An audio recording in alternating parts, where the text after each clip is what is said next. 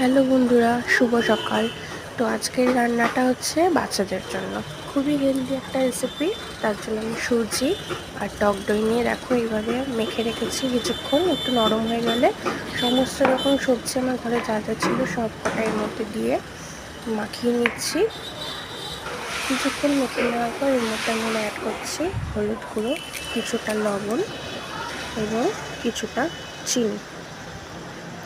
সমস্ত উপকরণ অ্যাড করার পর কিছুটা গোলমরিচ দিয়ে দিচ্ছি। এবার আমি মিশিয়ে নেব। মিশিয়ে নিয়ে একটা তাওয়া বসিয়ে আমি এর মধ্যে কিছুটা বাটার দিয়ে দিচ্ছি। এবার আমি উপকরণগুলো প্যানের মধ্যে অল্প অল্প করে দিয়ে দেবো।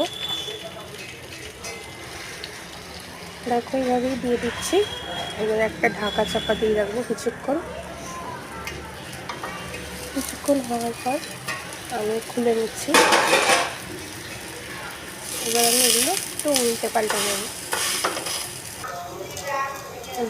নিয়েছি। এবার উপর দিয়ে দেবো কিছুটা গ্রেট করা চিজ।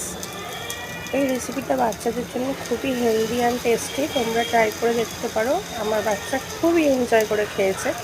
তো রেসিপিটা তোমাদের কেমন লাগলো প্লিজ আমাকে একটু কমেন্ট করো।